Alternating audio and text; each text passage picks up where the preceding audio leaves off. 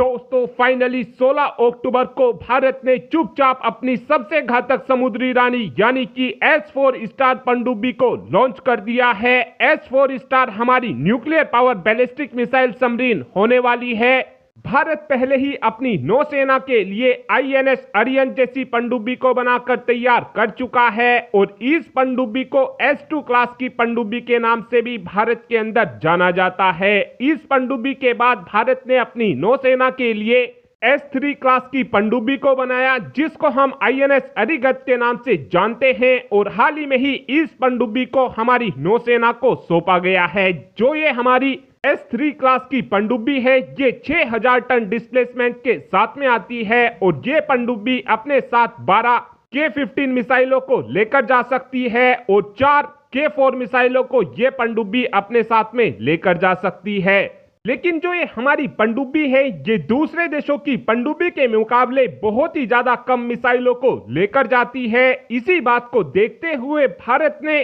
2 और क्लास की पनडुब्बी को बनाने का फैसला लिया था जिसमें से पहली तो S4 क्लास की पनडुब्बी होने वाली है और ये पनडुब्बी 7000 टन डिस्प्लेसमेंट के साथ में आने वाली है और इस पनडुब्बी के अंदर 24 K-15 मिसाइल और 8 K-4 मिसाइल को लगाया जा सकता है। S4 स्टार पनडुब्बी को हम पहले ही लॉन्च कर चुके हैं और इस पनडुब्बी को भारत के अंदर INS अर्दिमान के नाम से भी जाना जाता है। लेकिन अब जो भारत की तरफ से S4 स्टार पनडुब्बी को लॉन्च किया गया है, इस पनडुब्बी के आने वाले कुछ ही दिनों के अंदर सी ट्रायल को पूरा कर लिया जाएगा और सी ट्रायल्स के पूरा होने के तुरंत बाद ही इस पनडुब्बी को हमारी नौसेना को सौंप दिया जाएगा। हमारी ये पनडुब्बी हमारी नौसेना की फायर पावर को काफी हद तक बढ़ाने वाली है। लेकिन भारत यहीं तक नहीं रुकने वाला है क्योंकि भारत स्वदेशी टेक्नोलॉजी के दम पर इन सभी पनडुब्बियों से भी दुगनी घातक पनडुब्बी को बनाकर तैयार करने वाला है जिसको भारत के अंदर S5 के नाम से जाना जाएगा।